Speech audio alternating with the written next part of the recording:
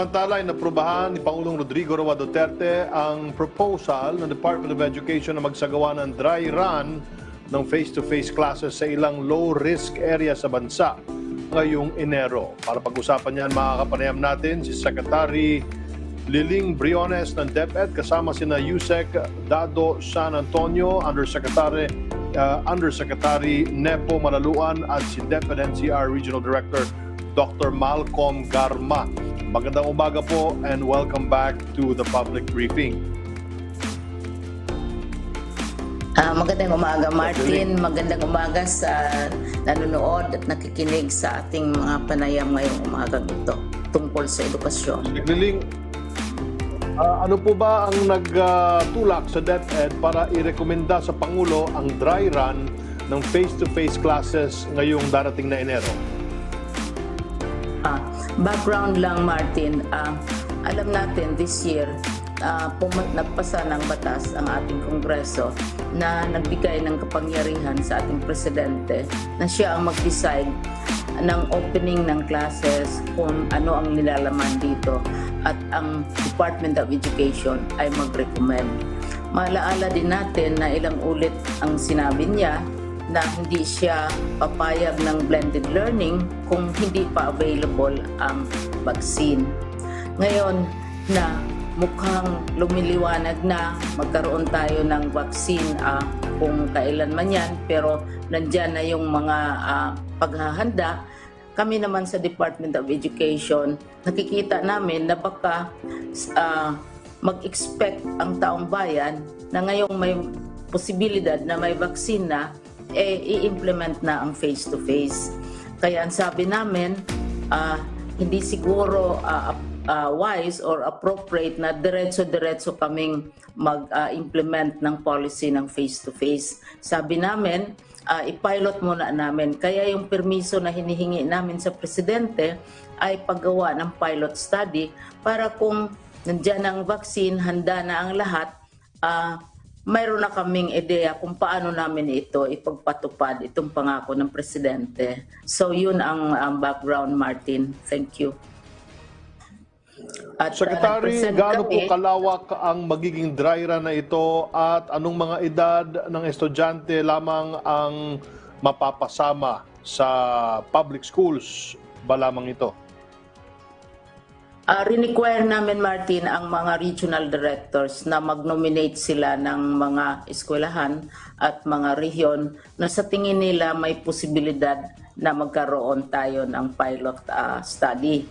Na una, may mga kondisyones tayo, in addition of course to the vaccine.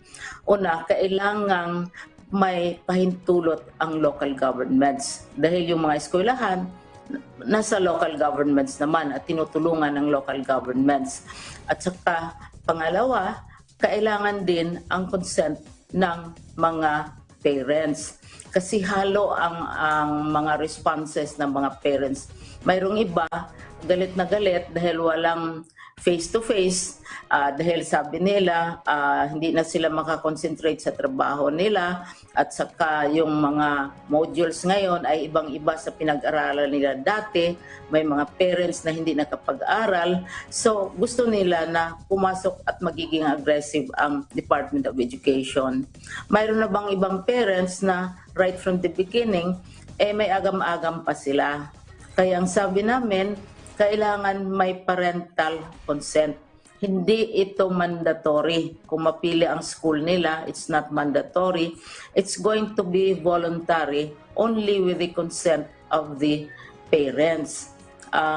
Sabi ng iba na wala daw parent na papayag. Kahapon lamang inaway ako ng isang mother sa isang malaking senior high school kasi bakit hindi daw kasama yung school ng anak niya sa sampling o sa napipili na mga pag-aaralan ng mga school. So mixed ang responses ng parents. Yung kayang-kayang nilang magturo ng anak nila sa bahay, hindi nila yan pinoproblema. Pero yung nagtatrabaho, yung medyo hindi nila mahabol yung mga requirements sa module dahil maraming parents sa maraming lugar na hindi nakapag-aral, gusto nila na mas malaki ang papel ng schools. So, we adjust to what the parents want.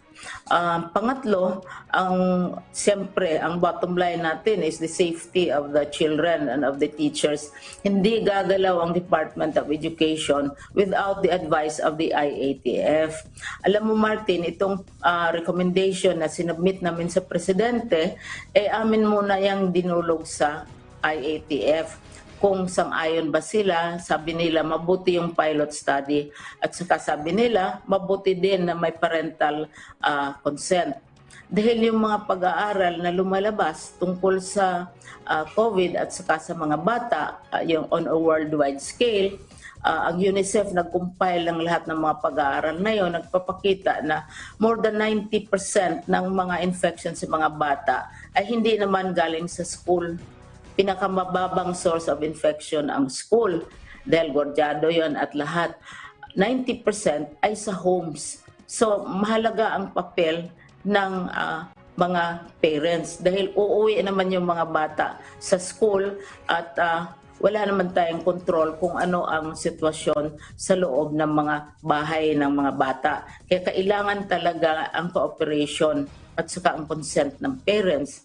Ibang factor din, Martin, halimbawa ang bata pupunta sa school, kung kailangan niyang mag-public transport, sasakay ng tricycle o ihahatid, sasakay ng jeep, ihahatid ng parents, kailangan siguraduhin natin na may commitment naman ang mga transport and other providers na magiging safe yung kanilang produkto. Sa kantin, halimbawa, hindi pwede yung buffet styles ng ng pagkain, kung may pagkain man na isisilbi. Itong lahat, babantayan talaga. Hindi kaya ang prinsipyo dito na pinipropose namin kay President na inapprove niya ay yung shared responsibility.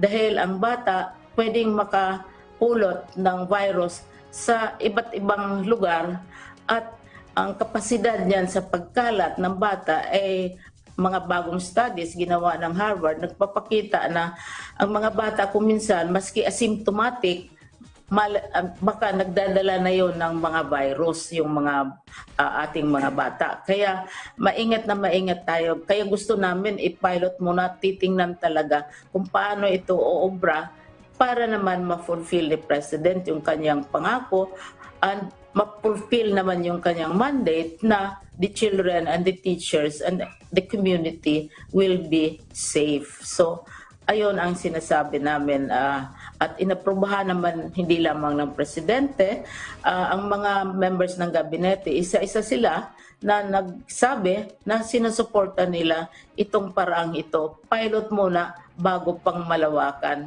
kung nandyan na si vaccine. Thank you, Martin. Para po naman kay Yusek Malaluan, paano po isasagawa, sir, yung staggered classes during the dry run? Salamat, Sec Martin, sa tanong. Tama po kayo, hindi po magiging full class size tayo at saka full schedule na nakagawian natin sa normal class situation. Ito po ay blended pa rin sa distance learning at kaya ginagawa ito sa sinasamahan natin ng face-to-face ay para ma-complement ng mga bagay na maaring gawin sa face-to-face sa loob ng paaralan. Pero hindi all the schedules for the week, kung hindi mayroon lamang schedule ng face-to-face, siguro ay it can be, and we are giving our regions based on their class management at saka doon sa instructional design nila ng flexibility kung pag-schedule kung isang beses o dalawang beses sa isang linggo o kada 2 linggo ito. Hindi po magiging ang class size po natin ay between 30 to 40 at hindi po pwedeng ganyan ang class size natin dahil kung magiging puno yung mga bata sa loob ng silid-aralan ay hindi magagawa yung physical distancing. So ang atin pong maximum sa isang classroom ay between 15 to 20 lamang ang mga bata na maaring i-accommodate in class. At bukod po dyan, ay lahat ng mga safety and health standards kagaya ng proper distancing at saka itong pagsuot ng face mask at face shield at gayon din yung frequent hand washing ay papatupad kasama doon sa symptom-based screening ng mga bata. At kaya po binabanggit ni Secretary Briones ay kailangan ng shared responsibility ng mga magulang at ng LGUs, ay kailangan ding ma-observe itong health standards and protocols na ito, hindi lamang sa loob ng mga paaralan, kung hindi gayon din sa tahanan at saka sa travel or transport ng mga bata to and from their home. So, hindi po full class size at hindi rin po full week schedule ang mga bata kung hindi combined pa rin po ito sa distance learning. Salamat, Sec. Martin. Yusek, one more. Magkakaroon po ba ng rapid test ang mga guro bago simulan ng dry run?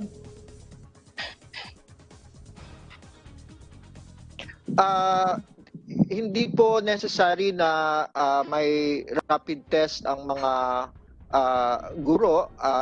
Ito po ay symptom-based screening tayo. Subalit kung dun sa pag-uusap ng local government units na kailangan ang kanilang conformity, ito ay makakapag-source tayo for rapid testing, ay mabuti po. At mamaya ay nagpatawag Secretary Briones din ng pagpupulong ng aming Executive Committee at saka Management Committee.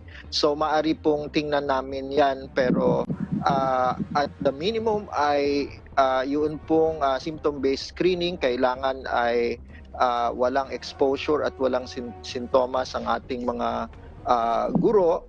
Pero kung doon sa pilot cases natin ay ma-identify na mayroon tayong maaring source ng pagkukunan ng suporta para sa rapid testing, halimbawa, or screening, na testing-based screening, ay maaaring konsidera yan sa pagpupulong na pinatawag ni Secretary Briones ngayong hapon. Thank you, Sec. Martin. Regional Director Garma sa NCR naman, may mga paaralan na ba kayong napili para makilahok sa dry run na ito? Magandang umaga, Sec. Martin.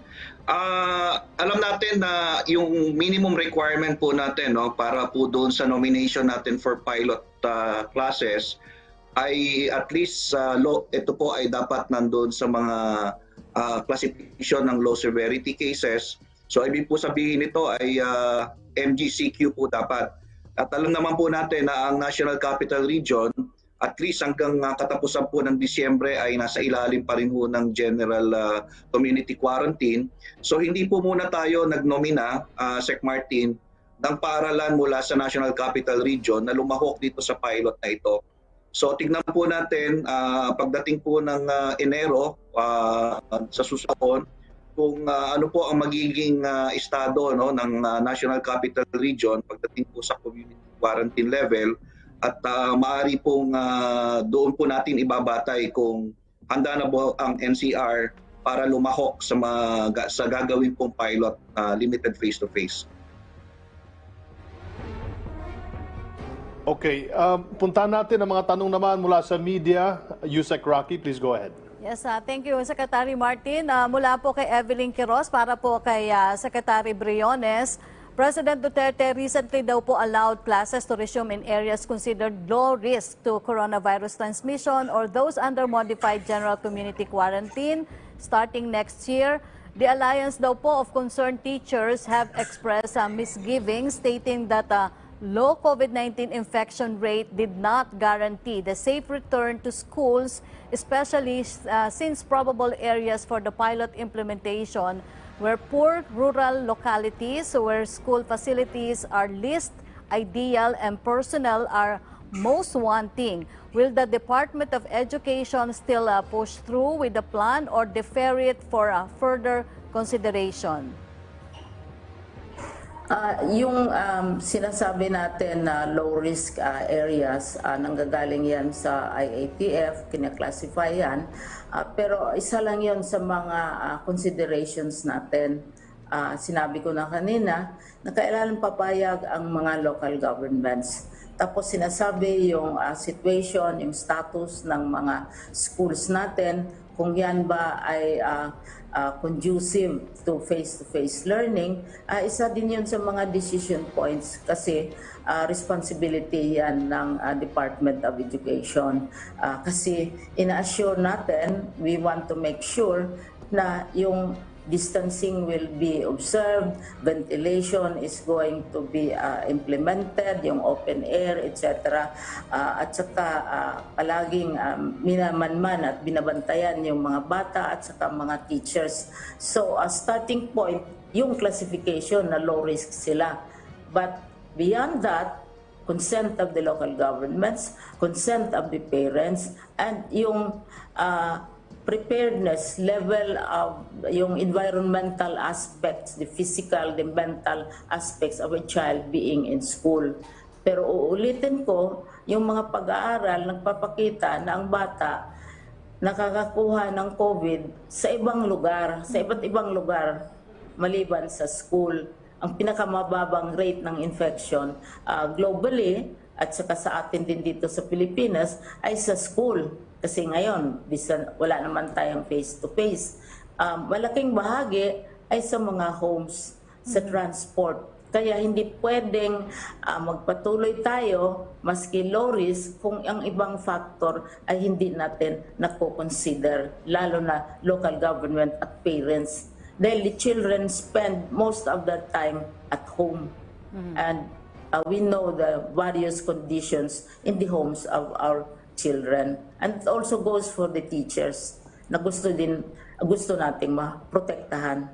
Opo. Question mula naman po kay Jaywa Bernard. Kaya nag-recommend kami nito, hindi yung dahil may vaccine, papatupad na natin, ganon. Yung sinabi namin, shared responsibility. Kung saan mapupulot, saan ikakalat ng bata yung virus na COVID. Not all will be in school. Yun ang lumalabas na datos ngayon, worldwide at saka, well, also here in the Philippines. So, hindi mo maiwasan ang parents, hindi mo maiwasan ang local governments dahil sila very supportive. Hindi mo maiiwasan ang mga transport facilities. In addition, of course, to the physical environment that DepEd has to create for face-to-face. Thank you. Opo. Secretary, tanong naman mula kay Jaywa Bernardo ng ABS-CBN, how many schools are nominated for the dry run or face-to-face classes and which provinces do they mostly come from? How many will be selected for the actual dry run? So far, ang report ng ating mga regional directors last week ay 1,114 schools ang na-nominate out of 61,000 schools. 3 regions ang nag-beg off at this time. Alam na natin ang NCR at naintindihan natin yan. Ang Davao nag-beg off also. Ang Cotabato nag-beg off. Pero ang malaking demand, kumbaga, is in Region 4A, Region 8. The other regions nagbabari. Pero ang final listing will be very much lesser than 1,114 considering na may ibang factor tayong tinitingnan, kinoconsider. Kaya gusto natin written consent Ang of last the palang parents. tanong mula kay Ang Pia. parents mix kasi, Yusek, mayroong iba galit na galit dahil gusto nila ng face-to-face. Mayroong iba naman galit na galit dahil ayaw nila ng face-to-face. Kaya kailangan mayroong written consent. But what is very clear is that the children spend most of their time at home. And we know the different conditions of the homes of our learners. Kaya very important consideration ito. So it will be very much lesser than the 1,114. I am very sure of that. Secretary, Mamayang hapon, mag-meet kami with Exicom and Mancom. So, mapababa natin yung listahan na yan. Opo. Secretary, tanong naman mula kay Joseph Morong ng GMA7. Ang tanong niya, wala po kayang threat of exposing the children to the virus? Sa school, sinasabi na lahat ng pag-aaral nagpapakita ng pinaka-lowest threat ay sa schools. Ang malaking posibilidad ay sa homes. Kasi that is where they spend most of their time and other places. Ang isa pang lumalabas na bagong pag-aaral na galing sa Harvard, parang sabay-sabay kaming natuklasan namin itong pag-aaral ng Harvard with the Department of Health na sinasabi na ang mga bata ay yung viral load nila, maski asymptomatic, ay may posibilidad na nagdadala din sila ng mga COVID virus at hindi lang mahahalata. Kaya kailangan talaga, where do they spend most of their time? What are their activities?